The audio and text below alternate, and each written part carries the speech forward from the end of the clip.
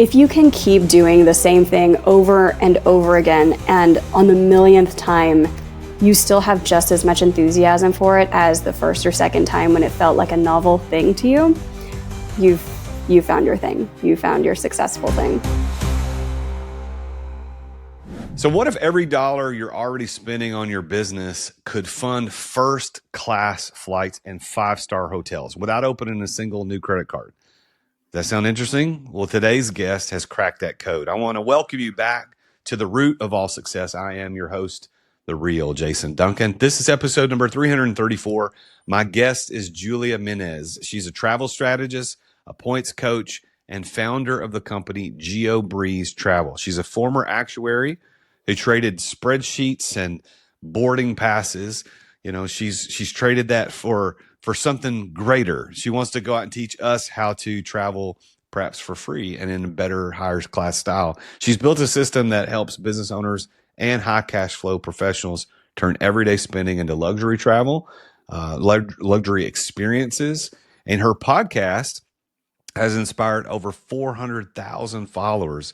She's been recognized by CNN as underscored as one of the top travel coaches in the country. She's been featured in the New York Times, Money Magazine, Business Insider, and I've seen her on Instagram, and now she's here on my show for us to learn from. Julia, welcome to the show. Hey, everybody. Hey, Jason, thank you so much for having me on the show. It is an honor to be here. Well, you know, most people hear this idea of travel hacking, you know, it's all over. Everybody seems to talk about it. And they picture someone juggling 20 credit cards, trying to figure out how to game the system. And frankly, if I'm being totally honest, that's why I don't do it. Because I've attempted at times like, oh, if I did this, I can, like, it's just too much work. So, but you've built a system that does the opposite. So what are the biggest myths about points and miles that's costing entrepreneurs a lot of real money? For sure. Before I dive into all of the different mistakes that people make and what they should probably do instead, I just want to acknowledge you for building the show. I listened to a couple of episodes to prepare for this. I host a podcast myself, so I know it is a lot of hard work. You guys are building so much impact here. I just want to take a quick second to ask all of our listeners to leave a 5-star review for this show so we can impact even more people, because we are going to drop so many great gems in this episode today. But as far as mistakes that people are making, a lot of people just don't even know that this exists. Or maybe they do know that credit card points exist, but there's so many different like mythbuster things that we are constantly having to do. Like, do you need 20 credit cards? Is this going to take hours of your time where it's almost a full-time job for you to learn how to make redemptions and use your points in an effective way? Are you going to have to connect 16 times over 14 different cities in order to make an itinerary work? We can dive into all of that today, but we can make it a lot more simple than what a lot of people are afraid that it's going to turn into. So how do you, this is not a scripted question. I always tell my guests before I script these questions ahead of time, but I'm so genuinely interested in this. I've got to dig in a little bit on this. So this is not scripted, but what's the big thing that you could say, here's why you don't need 1,500 credit cards and spend a full-time job figuring this out? What is it that you figured out? What's the big idea here? The big idea is transferring your points to different airline and hotel partners. So if you have Chase points, American Express, Capital One, any of those big cards where there are transfer partners, like you can move your points over to United, British Airways, Air Canada, Singapore Airlines, that's what's going to be key. So many people think that the way to do this is you earn those points on your credit cards, you put your expenses on American Express, and then you do statement credits, where you say, okay, this ticket was $5,000. Now I have to spend 500,000 points in order to wipe that from my statement credit and get free travel. Not how it works. So that's where a lot of people are like, it is ungodly expensive in order to cover any of these business class or first class flights with points, because they're just cashing out their points at 1 cent per point. The key instead is to see how much these airlines are charging for the same flight on their own website. And then if you can transfer your points over and then use them on the airline's websites, you'll be paying a fraction of the price. And that's where it can get a little bit technical. We can dive into that more today. But the big idea here is to learn the different matrix of transfer partners instead of just cashing out your points. So let me ask another kind of dig in unscripted question, but this is we're getting in the weeds really early. But I think listeners are going to want to know this stuff. It's very very interesting to me. So I'll just use myself as an example. I have an Amex card. I have points on the Amex card, but honestly, the only thing I ever use them for, it's attached to my Amazon account, and I can just go buy free stuff. And so my wife was asking me yesterday. She goes, "When are we going to spend those Amex points?" I said, "I'm actually saving up because I want to buy a new computer, and I can get my computer for free on my points through Amazon." So that's really the extent of what I use the points for. For flights, I'm a pretty simple traveler. I don't go overseas. I only travel domestically. I'm a Southwest guy. I have a Chase Southwest card, and I very rarely have to pay for flights because I put everything on that Chase card. And so I fly on Southwest. So what is it practically in that scenario that I'm missing? I know that's not a lot of detail, but what would I be missing? So, if you're not traveling internationally, it is more difficult to get the outsized value out of your points. A lot of the times where we're getting really, really high value, it's because we're having our clients fly business class overseas with the lay flat seats. And if they're doing first class instead of business class, that's where you get the Dom Perignon champagne, the caviar in the seats. You get pajamas that they give you on the flight. There's amenity kits with like Vulgari perfume inside the amenity kit. So it can get really luxurious really fast. But the outsized value for a lot of the points is for international business class or first class flights. That being said, you can still get a lot of value out of points domestically. The strategy there, I think, would be more so to go for higher end hotels. So with Chase, you just have the Chase Southwest card. Is that correct? You don't have something like the Chase Sapphire Reserve or the Chase Inc. business Yeah, card. I've just started with the Chase Southwest because when I got the credit card, it's like, well, I fly Southwest. This makes sense. I ended up flying for free. That's the only reason I did that card. If instead you have flexible points with a Chase Sapphire card, a Chase Inc. business card, those will still transfer over to Southwest, but those will still transfer over to Southwest, but you will have a lot of other options as well. So you could move your points over to United if you needed to pay for United flights. Or what I like to use my Chase points for would be Hyatt hotels, because then you can stay at some hotels starting at 5,000 points per night if you want to go for more of the lower end hotels like Hyatt Place or Hyatt House. Or if you wanted a really nice hotel like Park Hyatt, New York, which can go for many thousands of dollars per night, then that's probably 40, 45,000 points with Hyatt for one night of stay there. I've used Hyatt points for a variety of different all-inclusives in the United States, like Alila Ventana Big Sur, which is in California, a couple hours outside of San Francisco. There's the Miraval Hotel Collection. They have one in Austin, one in Tucson, Arizona, and one in Berkshires, Massachusetts. Those are all-inclusive as well.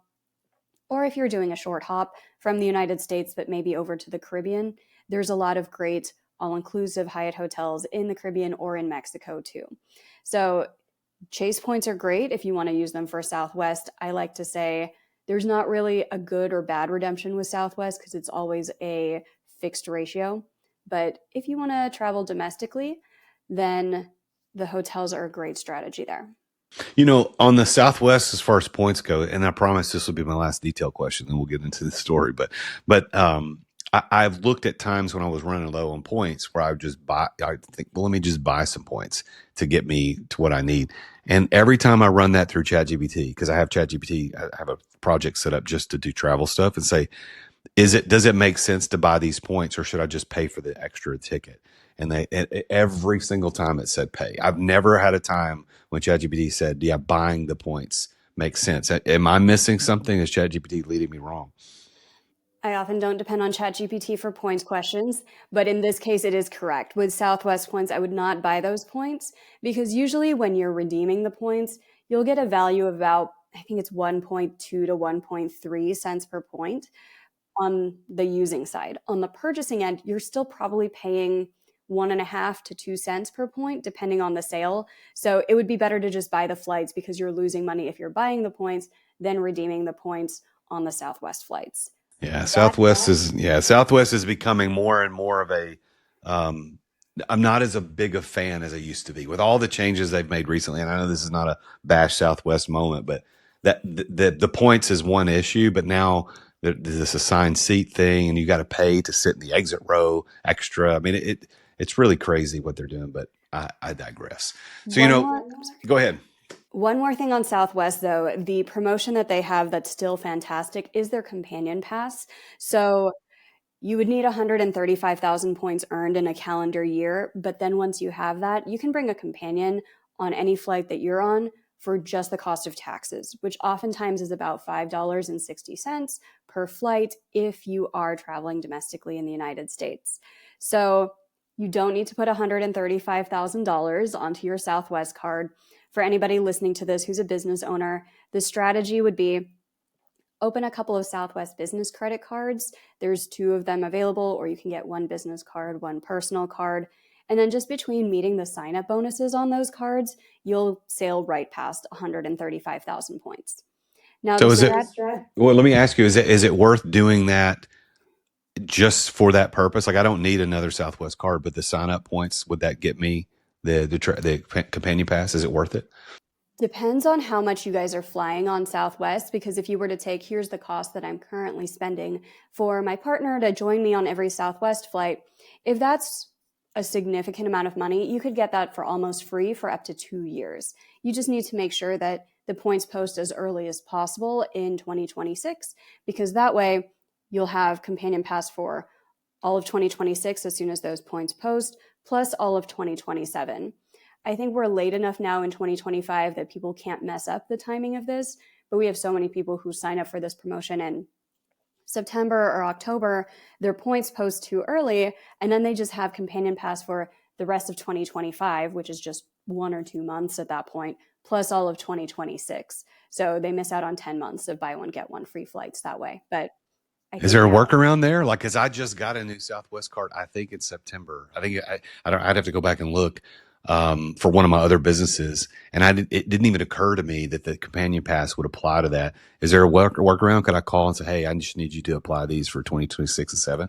If you've met the sign-up bonus already, it's going to be hard to do that. You could try to just, we're in early December already. You could try to just get it for 2025 into 2026, or if you have 1 sign-up bonus that posts in 2025 and 1 in 2026, that's the worst case scenario, because then your 135,000 points aren't earned in a calendar year. It's split between 2 calendar years. So then, yeah. Interesting. Well, this has been really intriguing. So let's get back to your story. So you were an actuary before you became a travel strategist. So what was this moment when you realized that crunching numbers for insurance companies, that wasn't your path, and that teaching people to travel smarter was your path? I honestly thought I was going to be an actuary forever. I got into it when I was 14. I went to actuary camp when I was 17. It's a thing. It's like normal camp, except they put insurance spins on everything. So like we would go bowling one day, and then you would collect data on how many strikes the other team got. And based off of that, you would try to like predict how many strikes they're going to get on day 2 and take out strike insurance. Yeah, it was like normal camp, but they put math lessons into each one. I was so excited for this at age 17, and majored in actuarial science, was in the industry for 9 years. And one of the things that you do as an actuary is you spend a ton of time passing your certification exams. One day, I was done with that, got my certifications, and suddenly had so much time on my hands and a lot of energy. And my husband was like, you need a hobby. You need to do something with all of this energy. So he pointed me to a couple of personal finance blogs. And then from there, I learned about points and miles and credit cards. And I thought, this sounds kind of scammy. Like, you're opening credit cards and then you get these points and then you get free business class flights. That sounds a little bit ridiculous. But I kept hearing about this. So eventually we tried it with a couple cards, and our first redemption was actually an accident. We had booked just a regular trip vacation over to Morocco. We had a tour guide who was handling everything, picking us up from the airport, all of the excursions, hotels, accommodations, all of that. He had to cancel on us 20 hours before we were landing in Africa because of a family emergency. So we didn't have a place to stay in Morocco. And I'm panicking. I had just opened this American Express SPG card. That hotel chain doesn't even exist anymore. They got acquired by Marriott. But I'm like reading a script off of a blog post saying, "Hi, I get free hotel stays with this." And they said, "Yeah, you have enough points for 3 nights in Casablanca." And I said, "Perfect. Let's do that." And when I got there, I had like my printed off confirmation in hand. I'm like, this isn't going to work. We're going to be homeless in Morocco. But to my surprise, it worked. We got upgraded to a nicer room because I had membership through that credit card. We had lounge access for free breakfast and cocktail hour. And from then, I was pretty hooked. So it just started as a hobby before even turning into a business. But that's how I got into the game of points and miles around 2017. Wow, that's a great story. I'm sure you tell that story a lot. That is a really good story. So your platform now has become a voice for first generation travelers and people who don't typically see themselves as travel hacking people. Why was that representation important to you from the start? So when I started my podcast around the pandemic, I mostly just wanted to talk to people about this crazy hobby. My family was very tired of hearing me talk about it. My non-points friends were very tired of hearing me talk about airline award charts and all the cool things they can do with credit card points.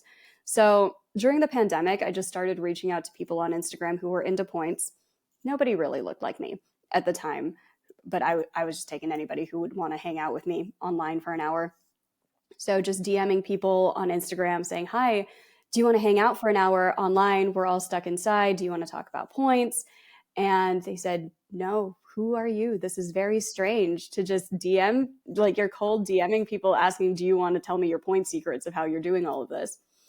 So I said, what if I record our conversation and release it to thousands of people on the internet? And at that point, thousands was 2,000, maybe.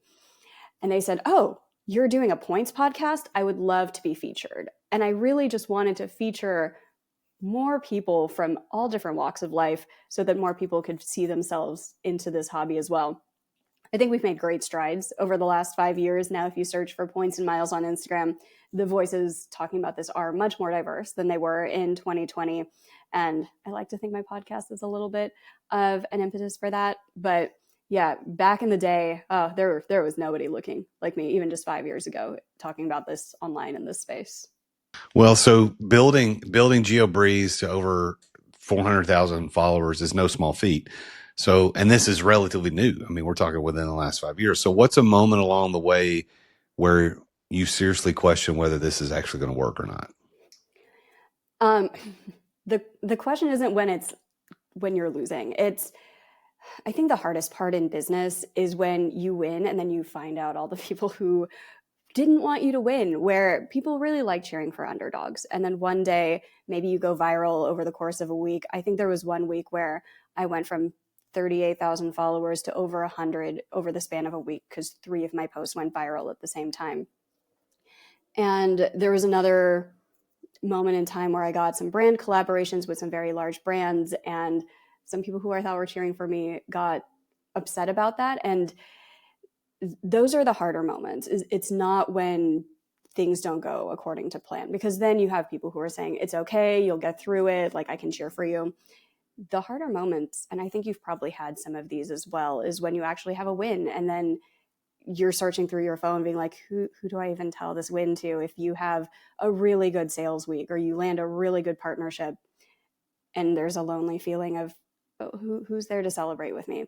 Those are the times where I'm just like, okay, how much more do I want to win in this space? But you just power through it. And then as you level up more, you find even more people who are at that level who will cheer for you, which is great. That's a real, Julia, I've asked versions of that question to a lot of people, and that's a very intuitive, like that's, it says a lot about you and your character. So I think that's a very interesting answer. So thank you for saying that. Next question, a lot of entrepreneurs are sitting on massive business expensive software, whether spending money on ads on Google or Meta, travel, payroll, whatever. I think about, for example, one of the expenses I have that I just recently have considered whether to do credit card or just ACH was my accounting. My accounting, I pay accounting like a recurring every month for them to do my accounting and bookkeeping. And they charge me, I think it's 3% if I put it on a credit card. They don't charge me anything if I just pay ACH. And for a couple of years, I was paying on the credit card, and I got to doing the math. I'm like, that 3% isn't getting me the points on the Southwest card, right? The Southwest Chase card. It's not, that's not helping me. So just this, probably within the past 6 months, I switched over to ACH. But what's the first thing that you would tell a business owner who never really thought about those dollars they're spending in a strategic way? What would you say about things like that? If you're looking for the simplest answer, I would get a card that every time, if you have to pay that extra 3%, it's still worth it for you. The one that comes to mind is the Capital One Venture X for Business, because it just very simply earns at least 2 points per dollar everywhere. And so if you have to pay an extra 3% fee, you get 2 points per dollar. And then as long as you can do some basic transfers and use your Capital One miles well, then you would get at least 2 cents per point, probably on the redemption side. So you earn 2 points per dollar, you get at least 2 cents per point. It's like you pay an extra 3%, but you gain another 4%. So you're netting 1% over that. That's the math of the cost benefit analysis of if it's worth it to pay those extra fees. I oftentimes do pay those extra fees where I have vendors who will charge the extra 3%, or a lot of my staff are contractors where I just pay them through PayPal and I have my credit card linked up behind PayPal.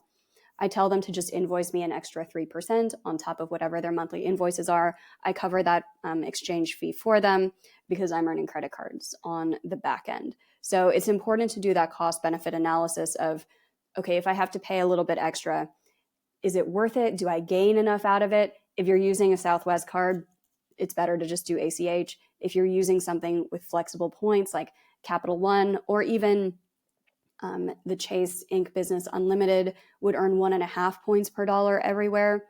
If you're getting at least 2 cents per point on the redemption side, then it'll be break even. I can usually get more than 2 cents per point. I can get 3 or 4 or 5 or more. So for me, it is worth it. And if any business owners are like, how do I squeeze out more out of my points? That's what we're here to help with. Well, I think probably, I guess what I'm hearing from you, Julia, is that I've been thinking a little too small on all this. I'm just thinking narrowly, hey, I fly on Southwest. Let's use the Southwest card, put all the experiences on that, and then I get to fly for free. But I'm not thinking about this strategically because none of my payroll do I put on a credit card. And I do have contractors. It's not just W-2. And there's a lot of expenses that are recurring that I'm not putting on a credit card. And it's primarily because I've done what little math I know how to do and it didn't make sense. But what you're saying is I'm thinking too small. So I appreciate that perspective. So we're going to get back to Julia in just a moment. But first, I'm assuming you're an entrepreneur because you're listening to this show and you want to build a business that runs without you. Well, I've got something for you. So listen, I want you to go register for a free live training that I'm doing today. I'm doing tomorrow. I do it practically every day of the year. It's called What to Fix Before You Exit. What to Fix Before You Exit.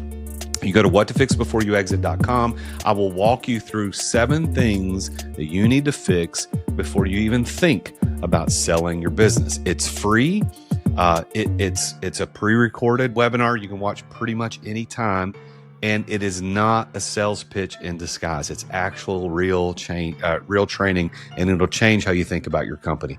That's whattofixbeforeyouexit.com. Now, I want to take a moment just to talk about today's episode sponsor, Bank on Yourself. If you're ready to take control of your business cash flow, you want to create your own private source of funding, and you want to transform the way that you build wealth, I want you to imagine that there is a proven strategy designed for entrepreneurs that lets you access capital when you need it without having to go to a bank, without having gatekeepers checking your credit or tedious applications if you want a loan at a bank. This approach lets you get your money and help it grow year over year, giving you liquidity for investments, for expansion, and it can protect your savings from market shocks. You can set your own terms for borrowing and repayment and keep your business moving forward with confidence. And a lot of savvy entrepreneurs around the country are unlocking freedom with this method. So if you want to learn how to bank on your own success, go to therealjasonduncan.com/bank on yourself. And you can book a confidential session with a specialist who can show you exactly how this strategy fits into your financial goals. That's therealjasonduncan.com/bank on yourself. And you can take charge of your financial future today. So now let's get back to the show. So Julia, you coach high-end cash flow professionals, people who could just pay full price for travel. So why do you think optimizing points even matters when money might not be the issue at all? I find that a lot of business owners enjoy the game of optimization, and sometimes they want to get into the weeds. Sometimes they just prefer to have the answers done for them. But we also find that a lot of people enjoy the game of not letting stuff go to waste. It's just gravy on top if you already have all of your personal finances set into place, if you've already built a business that scales and maybe you're paying for ad dollars and those ads bring in clients and leads, and then that's just funneling more of your business so you can keep scaling. Those ad dollars could be earning 4 points per dollar with something like the Amex Business Gold. That's the card that I use to run our ads. And it's just leaving money on the table if you're already traveling anyway, because who wouldn't want to save tens of thousands of dollars on their travel budget if instead that could go towards your next business venture or investments, retirement, something else. I think as an efficiency nerd, I kind of cringe at the whole, oh God, they're leaving so much money on the table and we can make so much more out of that. What is a travel redemption that you've helped a client pull off that still makes you smile? Oh, anytime we can get one of those aspirational first class bookings, those are fantastic. They're becoming harder and harder to book over the years because more people are learning about these sweet spots, but they can still be done. So, for example, my husband and I have flown in Singapore suites. You get a double bed in the sky. So you have like not just a seat, you have a separate seat and a bed that you can sleep in. And then they can take down the wall between the two beds. So it's like a full size bed. You get pajamas, you get a really nice amenity kit, you get lobster on a plane. So that's something that we've booked for clients as well. We've booked a few Emirates first class options where that's the one with the Dom Perignon champagne. There's caviar. There's a bar where you can hang out with all of your friends, even if just business class there. The lounge access is fantastic. We have booked many, many large family retreats to Greece or Paris or South America, where it can be a challenge to find multiple seats on the same plane, but we help families do that as well. And oftentimes people tell me this is their first time flying internationally in a lay flat business class seat where they're not cramped in a tiny economy middle seat at the back of the plane with everybody who's just angry and there's no baggage space or anything. You get escorted through the red carpet priority line at the airport. You get complimentary food and drinks in the lounge. You enter the plane and you're like, it is totally normal to just eat a full dinner 30 minutes after I ate a full dinner in the lounge because the catering is so good. You get to use real forks. It's like a small thing, but eating with real forks and drinking out of a real glass on a plane is fantastic. Your blanket is probably from Saks Fifth Avenue or White and Company, a British thing, where it's like the down comforter, super nice stuff. It's not the plastic dentist cover-up thing that they give you in economy. So it's just every piece of your trip is heightened and you don't dread going to the airport. You're like, let's go a little bit early. Let's get a little bit more lounge time. Let's collect all of the amenity kits. My Christmas tree this year, Jason, is instead of ornaments, I threaded all of my little amenity kit bags and I just have an entire amenity kit Christmas tree. So it's a fun lifestyle. So the name of this show is The Root of All Success. So it's time for me to ask you about that concept. So what do you believe, Julia, is your one key to success? In points and miles, it would be the transfer partners. But more broadly, outside of that, I think it's the company you keep and how well you keep them. So much in the world of points, like the deep, deep stuff, you don't learn from podcasts.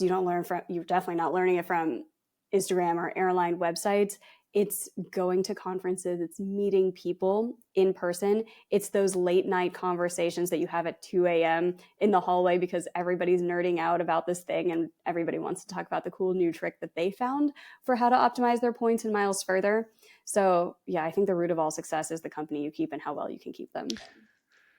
How do you personally define that word success?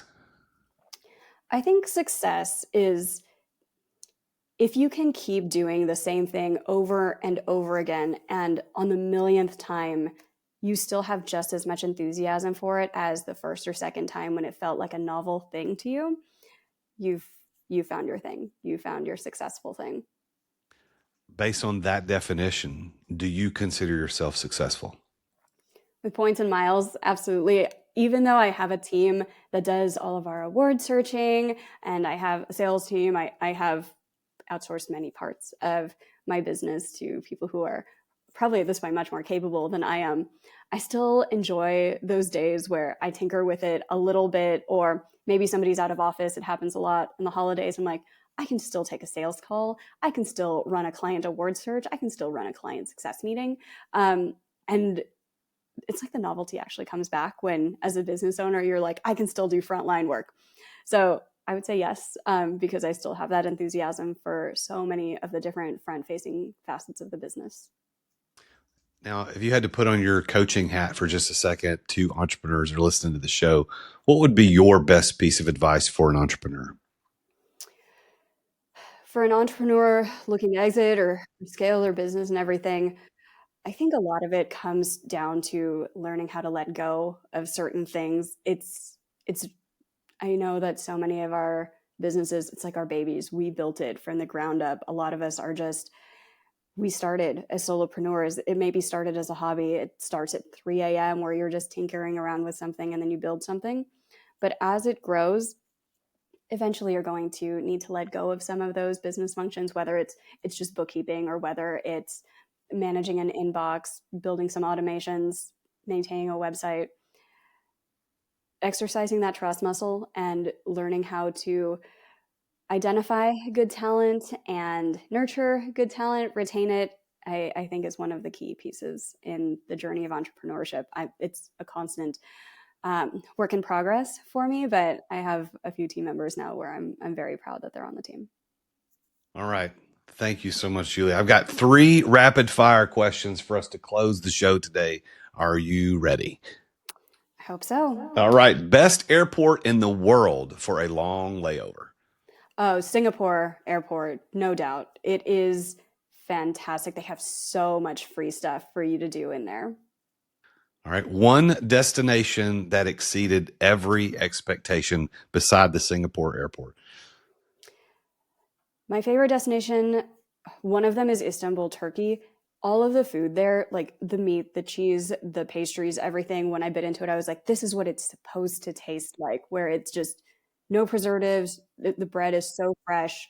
Istanbul, Turkey, not just for food, but for pretty much everything, architecture, culture. Check out Turkey. All right. Last one, window seat or aisle seat, and why? Very much a window seat person. I like just staring out into the sky as I fly. I don't usually need to get up and move too much, especially if I'm in a business class seat, then I have enough leg room. I don't need to get up and stretch by taking a walk. Also, one of my bucket list items is hopefully to take a flight during a meteor shower one day and see a shooting star out of the side of a plane. That would be fantastic. So definitely keeping my eye out of the window for all of those. All right. So Julia Menez, and that's at geobreezetravel.com. You can follow her on Instagram, also at Geo Breeze Travel, or on YouTube at Geo Breeze Travel. Julia, is there any other specific things you want to talk about or give away or promote today for my listeners? Yeah. So, Jason, one of the things that I love about you and your show is that you are constantly showing up for your audience. So, I just want to thank everybody for listening to this episode, hanging out until the end of the show. So, I have a couple things that I want to give away. Before I do, let me explain who this is for. So, this is for business owners or high cash flow individuals who are afraid they're leaving money on the table when it comes to traveling and with points and miles. So, the first thing that I'm giving away is my free hotel upgrade email template. I have used this at many, many hotels around the world. Many thousands, tens of thousands, hundreds of thousands of my followers have also done the same to get free upgrades and amenities. So that's the first one, is the hotel upgrade email template. And then the second one is our potential savings calculator. This one's not even released online. We just use this internally, but this calculates exactly how much money you're leaving on the table when it comes to your travel based off of your expenses. How many points could you be earning on those, and how much travel could you get out of your points? If you want both of those completely free, just send me a message on Instagram. My Instagram is at Geo Breeze Travel. DM me the word podcast 2025, all one word, podcast 2025, and I will send you both of those resources completely for free. Well, Julia, thank you again so much for being here and sharing some of your insights, and then also sharing a little bit of your story. I appreciate the posture that you have about what you do, and it's very approachable and down to earth. And I think I appreciate it. I know the listeners appreciate that too. So congratulations on all your success, and I hope that we can maybe collaborate on some other stuff in the future. But thank you for being here. Absolutely. Thank you so much for having me. Well, there you have it. Another successful entrepreneur sharing her story about what she does and how she became successful. And what's interesting about this to me, if it's not already very apparent, is that even though I'm a domestic traveler and I don't really consider myself much of a travel person anyway, is that there are still things that you can do to maximize the dollars that you're spending. And I think we just barely scratched the surface, or the tip of the iceberg, as they say, with what Julia shared with us today. So I would encourage you to go check her out, geobreezetravel.com or Geo Breeze Travel on Instagram, and then DM her the word podcast 2025 so that you can get those 2 free resources. You can get the free hotel upgrade email template. You can also get that potential savings calculator. But this is interesting stuff, and I'm glad that I was able to interview her today on the show. But I'm also very glad that you're listening. Thank you for listening to the show. It means a lot that you're sticking through and listening. If you haven't subscribed, make sure you do that. And make sure you tune in again next week when I talk with yet another very successful entrepreneur about his or her journey to success. Until then, as always, I am your host, the real Jason Duncan, and Jesus is King. Attention business owners. Attention business owners. Feeling burnout from running your business? Uncertain if you're nearing burnout? Take our free 10-question business burnout test at businessburnouttest.com to discover where you stand. With just 10 quick questions, you'll learn how to immediately begin making changes to regain freedom and success. Cut your daily operations time in half. Improve your quality of life and prepare your business for your future exit without losing revenue or profit. Visit businessburnouttest.com now and take the test.